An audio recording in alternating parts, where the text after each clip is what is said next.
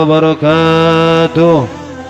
Alhamdulillah wassalatu wassalamu ala Rasulillah Muhammad ibn Abdullah wa ala alihi wa sahbihi wa mawalah, amma ba'du.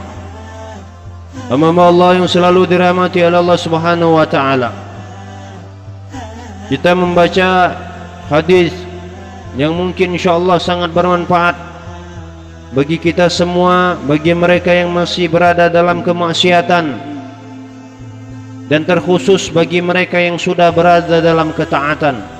Hada an Ibni Mas'udin radhiyallahu anhu maqal qala Rasulullah sallallahu alaihi wasallam al-fajirur raji rahmatullah aqrabu ila Allah ta'ala minal abidil muqnit.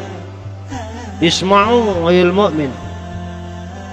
Di dalam riwayat dari Ibnu Mas'ud, semoga Allah Subhanahu wa taala memberikan ridha atas mereka berdua, telah berkata bahwasanya Nabi kita Nabi Muhammad, beliau telah bersabda, al-fajirur raji rahmatullah, orang yang fajir, berdosa, penuh maksiat, akan tetapi dia berharap akan rahmat Allah Subhanahu wa taala, kasih sayang Allah Subhanahu wa taala kepada dirinya. Aqrabu ilallahi taala, orang seperti ini lebih dekat sama Allah minal abidil muqnit, daripada seorang hamba yang ahlul ibadah tapi dia gemar memutuskan rahmat Allah. Pantas, ya kan? Innallaha yuhibbut tawwabin. Orang yang bertaubat itu orang yang sangat dicintai oleh Allah Subhanahu wa taala. Jadi al-fajirur raji, orang ini penuh dengan maksiat. Sebelum dia hijrah, sebelum dia kembali, maksiatnya banyak.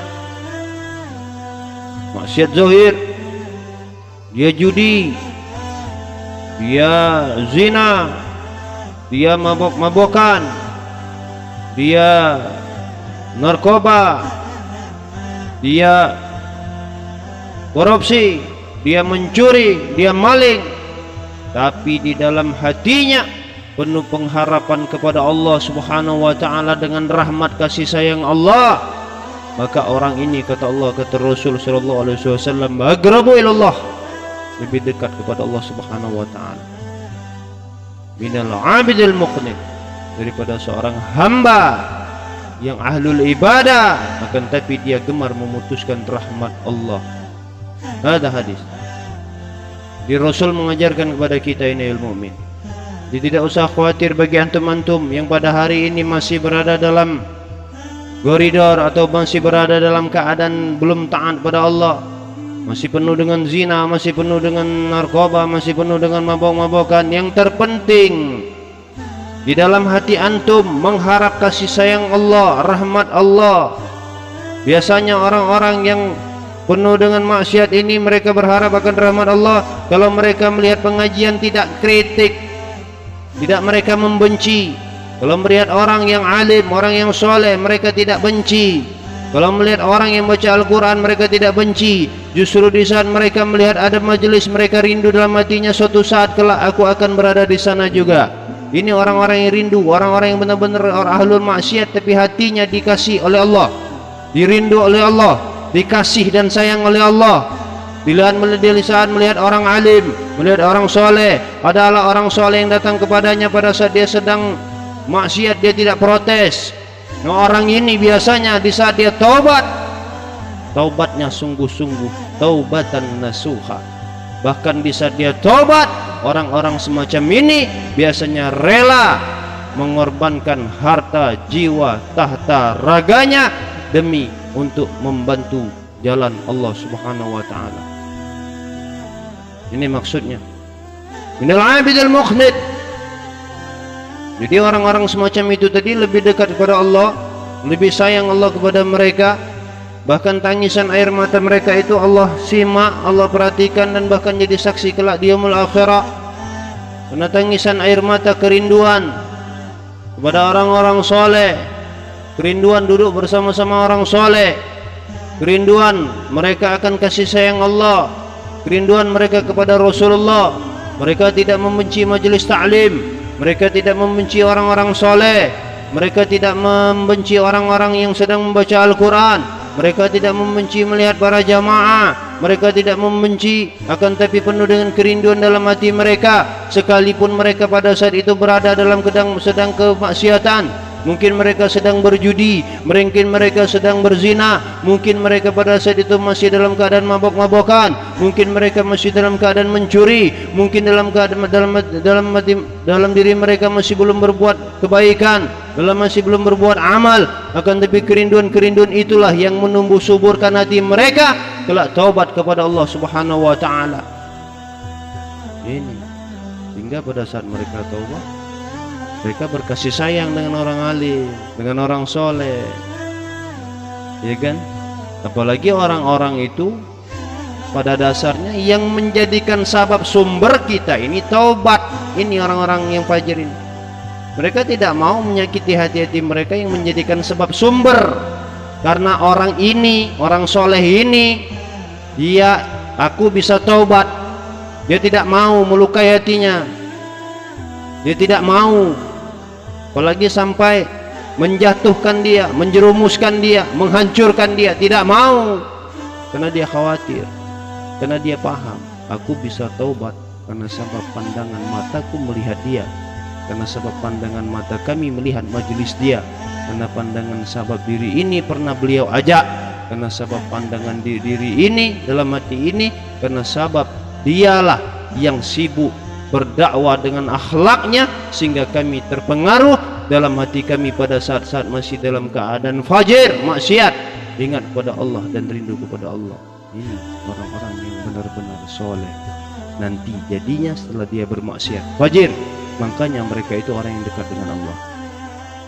Daripada siapa? Daripada minal abidil muqnid, orang yang ahli ibadah, masjid setiap hari, on time, 5 waktu, ibadahnya banyak, baca Al-Qurannya banyak, zikirnya banyak, bahkan tahajudnya banyak, sedekahnya banyak, orangnya ahli ibadah, minal abidil muqnid, tapi gemar memutuskan rahmat Allah. Bagaimana yang dimaksud gemar memutuskan rahmat Allah? Ada orang yang dahulunya soleh, bisa jadi dia tidak soleh gara-gara kita. Ada dulu orang yang baca Al-Quran, tidak lagi baca Al-Quran gara-gara kita. Ada dulu orang yang gemar pergi ke masjid, kemudian tidak pernah lagi pergi ke masjid gara-gara kita. Ada orang yang dahulunya penuh dengan maksiat kemudian taubat, kemudian dia kembali lagi ke jalan maksiat, terhalang dia pada saat ini untuk kembali ke jalan Allah gara-gara kita. Karena kenapa?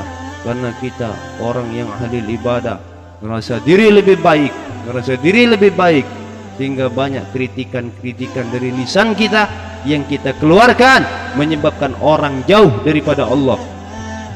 Ini maksudnya ahli ibadah, berjuang di jalan Allahnya banyak, tampak luarnya. Orang-orang semacam ini biasanya yul mu'min, pengharapannya hanya sebatas manusia, bukan Allah dan Rasul.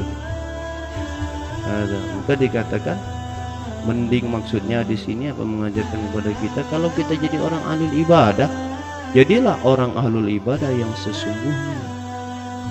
Seharusnya sholat mengajarkan kepada kita ini menjadi sejuk.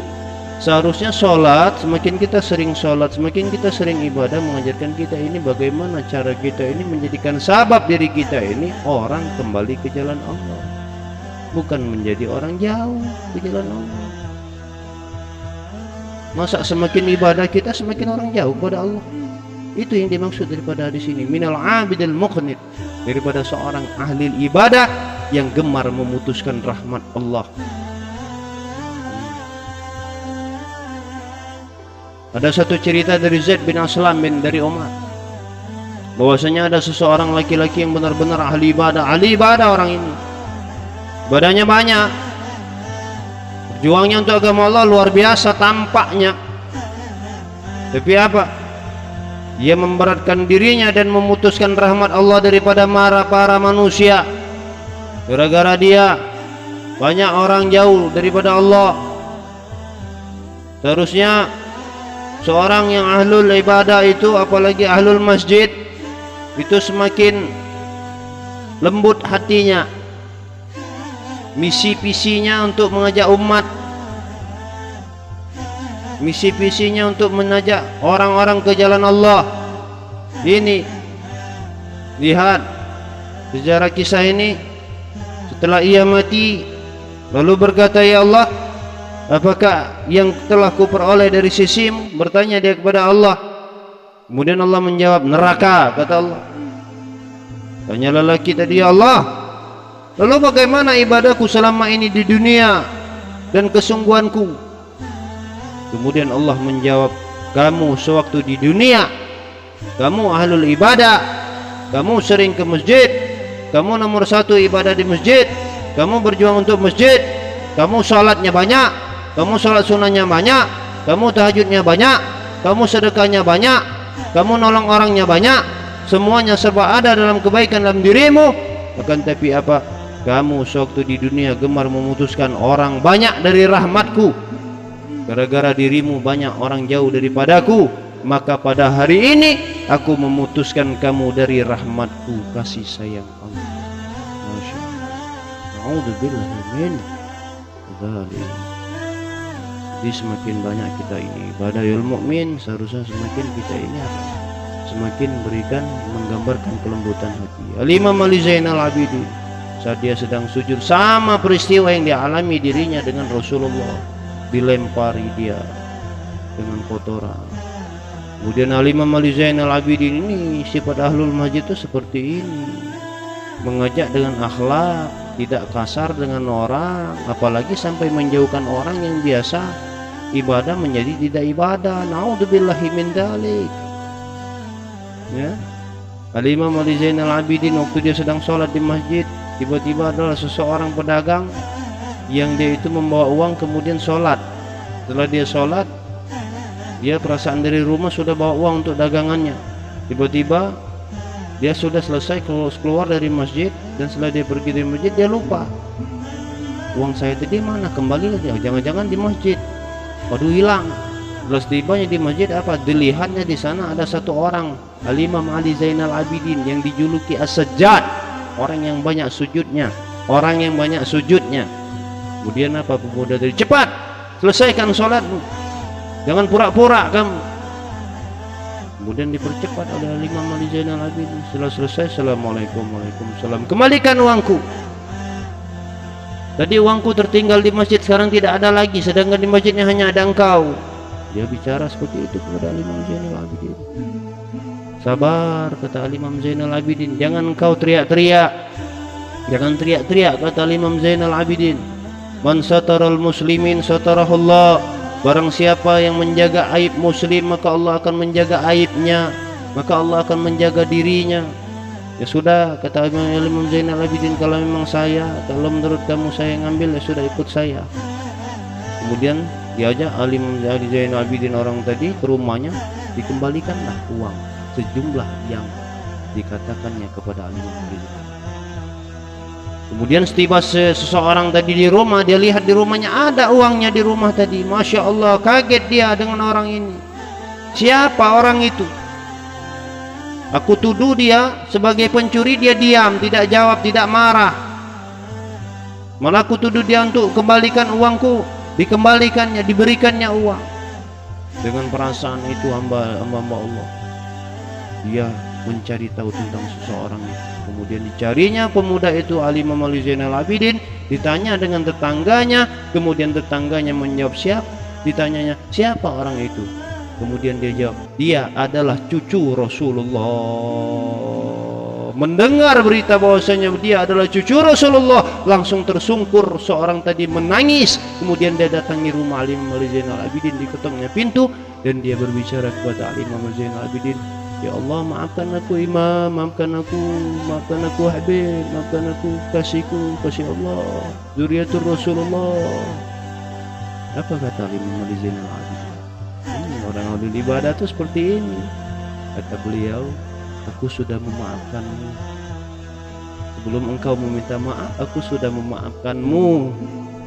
Permasalahan sudah kulupakan.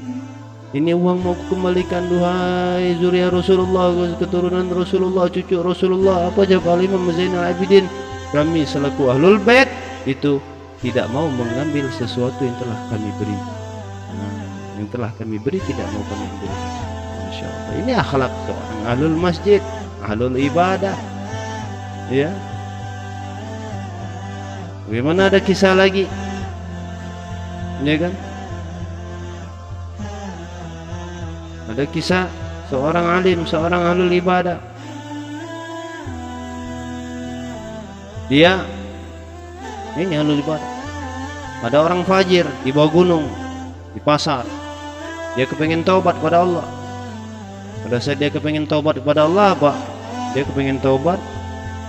Dia cari tahu, adakah orang alim di sini, orang soleh di sini. Dia cari tahu, jumpa, ada petunjuk di atas gunung, katanya ada orang soleh. Kata dia, kemudian dia berjalanlah ke atas gunung mencari orang soleh. Pas kebetulan dia kepengen jumpa dengan orang soleh yang berada di atas gunung. Kebetulan orang soleh yang berada di atas gunung, di atas bukit, dia penuh dengan ibadah, penuh dengan zikir, penuh dengan bacaan Quran, penuh dengan sholat, kepengen turun mencari perbekalan untuk ibadahnya. Waktu pas dia turun ke bawah, orang yang penuh ahlul maksiat tadi naik ke atas, berjumpa, berpapasanlah dia. Kemudian orang yang ahlul maksiat tadi melihat ke atas, dia lihat, jangan-jangan inilah orang soleh yang ku cari. Masya Allah, Allah adil. Begitu aku mencari orang soleh, Allah langsung tunjukkan orang soleh kepadaku, dan langsung Allah berikan orang soleh padaku. Apa yang terjadi? Orang yang fajir ahlul maksiat tadi begitu melihat orang soleh yang turun tadi, seorang ulama tadi, seorang ustadz tadi, seorang kiai tadi, dia menyingkir jalannya, dia menyingkir daripada jalan satu tapak, dia menyingkir untuk memberikan jalan orang soleh dan mempersilahkan orang soleh. Tapi apa yang terbesit dalam hati orang soleh? Minggir dalam hatinya. Aku orang soleh, aku orang alim, aku orang baik, aku orang banyak ibadah. Minggir, berikan aku jalan. Diberikan oleh jalan oleh orang fajir, dipersilakan orang soleh tadi lewat karena penuh ta'zimnya dan ihtiramnya kepada orang soleh. Lewatlah orang soleh tadi, ya mukmin. Apa yang terjadi? Orang fajir tadi ahlul jannah dan orang soleh tadi ahlul nar. Ya mukmin, marilah bersama-sama kita, semakin kita banyak ibadah, semakin tunduk hati kita di hadapan Allah. Makanya di saat kita ibadah, benar-benar kita tunjukkan ibadah kita pada Allah. Semakin banyak kita sholat, sholat itu akan menimbulkan akhlak kita, akhlak kelembutan hati kita. Akhlak kita ini orangnya tidak menolak akan kebenaran, selalu terima akan kebenaran. Semakin hari semakin kita mengikut apa yang diajarkan baginda Nabi. Ya, kan sayang kalau kemarin kita sudah banyak jahat, sudah fajir, sudah banyak maksiat, kemudian kita taubat. Setelah taubat, ada ujian baru, maksiat baru yang kita buat. Pada dasarnya itu lebih bahaya daripada kita maksiat pada saat kita masih dalam keadaan zina kah, judi kah. Maksiat barunya apa? Maksiat hati. Itu lebih besar bahayanya ribuan kali lipat dibanding dengan dosa kita pada saat masih maksiat dulu. Ya. Jangan sesekali kita ngerasa diri kita ini orang yang soleh, orang yang bersih. Wala tuzakku anfusakum wa a'lamu biman ittaqa. Janganlah engkau merasa diri kalian itu orang bagus, orang bersih, orang suci. Karena Allah Subhanahu wa taala lebih mengetahui orang-orang yang soleh, orang-orang yang suci, ya. Jangan sampai orang-orang alim itu ibadahnya banyak, dia tidak ngerasa orang soleh. Bahkan dia dalam sholatnya dalam tahajudnya. Mereka itu kenapa tahajudnya khusyuk? Karena mereka ngerasa dosanya banyak. Jadi saat tahajud mereka langsung jumpa dengan Allah, langsung berhadapan dengan Allah, langsung bicara dengan Allah. Makanya nikmat mereka saat tahajud. Mereka menangis bukan apa, mereka menangis menyesali dosa-dosa yang mereka lakukan. Ini orang soleh, orang-orang alim. Padahal mereka tidak ada keseharian dalam perbuatan maksiat. Mungkin ada pun hanya sedikit, tidak seperti kita ini mukmin yang banyak maksiat. Ya, mudah-mudahan bermanfaat khusus bagi diri saya sendiri. Terimalah setiap dakwah siapapun, lagi itu menyampaikan kebaikan, tidak mengajarkan kita kepada kesesatan. Ambil. Tapi kalau dia melenceng atau dia keluar daripada koridor, jauhkan. Bisa ya, saya ini orang yang fakir ilmu, fakir amal. Adu'aikullah ala'afu minkum. Allahumma salli wa sallim ala sayyidina Muhammadin wa ala alihi wa sahbihi wa barik wa sallam. Alhamdulillahi rabbil alamin. Wassalamualaikum warahmatullahi wabarakatuh.